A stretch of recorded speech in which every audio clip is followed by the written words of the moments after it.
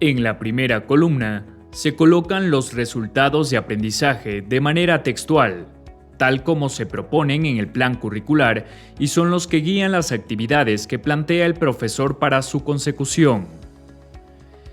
En la segunda columna se ubican los contenidos a desarrollar con base en lo descrito en el plan curricular. En esta parte se organizan dichos contenidos para cada una de las semanas de estudio. También es oportuno mencionar que dependiendo de sus capacidades creativas, innovadoras y didácticas, usted puede agregar contenidos que permitan profundizar, ampliar o complementar la formación del estudiante, teniendo siempre presente el o los resultados de aprendizaje de la asignatura. Recuerde que los contenidos pueden organizarse para su estudio hasta la semana sexta o séptima del primer bimestre y hasta la 14ª o 15ª semana del segundo bimestre. La tercera columna corresponde a los componentes de aprendizaje, en la que se deberán identificarse las actividades por el componente al que pertenecen. Estos son: aprendizaje en contacto con el docente, ACD, aprendizaje práctico experimental, APE, y aprendizaje autónomo, AA. Las actividades que se relacionan con el componente aprendizaje en contacto con el docente, ACD, son aquellas que implican la participación directa del docente, ya sea en tiempo real o diferido. Dentro de este grupo se encuentran las actividades que se realizan a través del chat, videocolaboración, foro. Recuerden incluir el chat de tutoría y consulta, que como docentes debemos realizar todas las semanas. Como actividades del componente aprendizaje práctico experimental, APE, se identificarán aquellas que se proponen para el desarrollo de experiencias de aplicación de los aprendizajes, investigación y planteamiento de propuestas, es decir, todo lo que conlleva a que los alumnos demuestren que pueden aplicar la teoría en determinadas situaciones y contextos. Finalmente, como actividades del componente aprendizaje autónomo, AA, se identifican aquellas que deben ser cumplidas por el estudiante de manera independiente y autónoma. Dentro de este componente se encuentran las relacionadas con la lectura y revisión de documentos, videos, audios, entre otros, así como desarrollo de actividades recomendadas, autoevaluaciones, evaluaciones parciales y evaluación bimestral. En la cuarta columna se describen las actividades de aprendizaje planificadas para promover en el estudiante el desarrollo de los resultados propuestos en la asignatura. Se sugiere que las actividades se organicen secuencialmente conforme el alumno las deba realizar. Es necesario recordar que las actividades suplementarias no se incluyen en este apartado. En la quinta columna se hará constar todos los recursos de aprendizaje, incluidos los recursos educativos abiertos, REA, que ha elaborado o seleccionado para asegurar el aprendizaje de las unidades de estudio y el desarrollo de las actividades. En la sexta columna, denominada Instrumentos de Evaluación, se mencionan los instrumentos u otros recursos que aplicará para verificar el logro de los resultados de aprendizaje.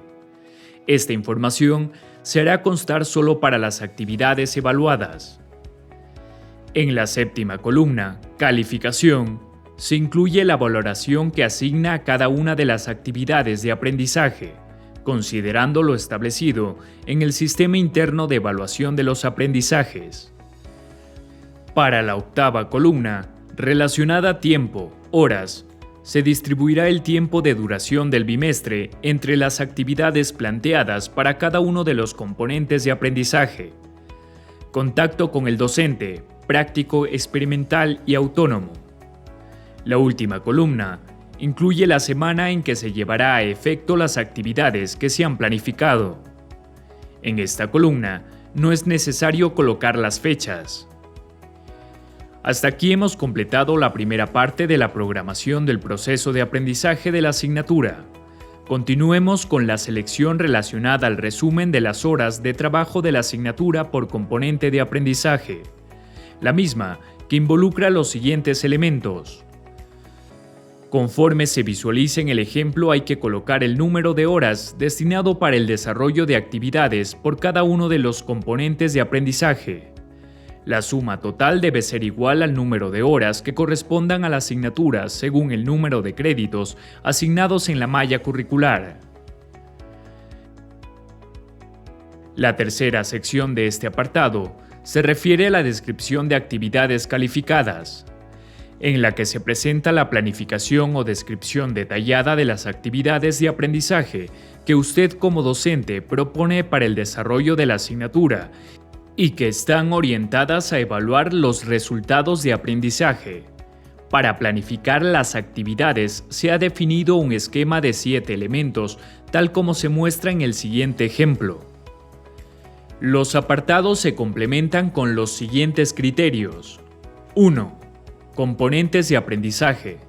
Se indicará a qué componente corresponde la actividad marcando con una X. 2. Actividad de aprendizaje.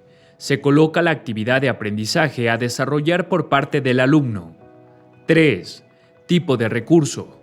Indicar qué tipo de recurso se utilizará para el desarrollo de la actividad.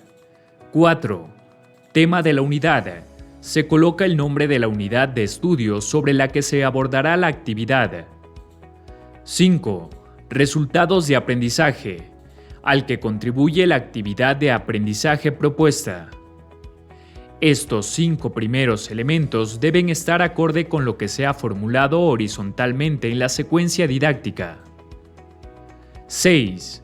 Estrategias didácticas.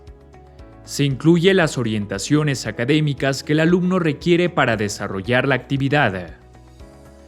7. Instrumento de evaluación. Se coloca el instrumento que se aplicará para calificar la actividad de aprendizaje propuesta. Información que debe coincidir con lo determinado en el apartado Evaluación de la asignatura. Es importante considerar que la planificación de actividades que hemos observado debe realizarse para todas las actividades que son evaluadas y le representan una calificación al alumno, incluidas las evaluaciones parciales y la actividad suplementaria.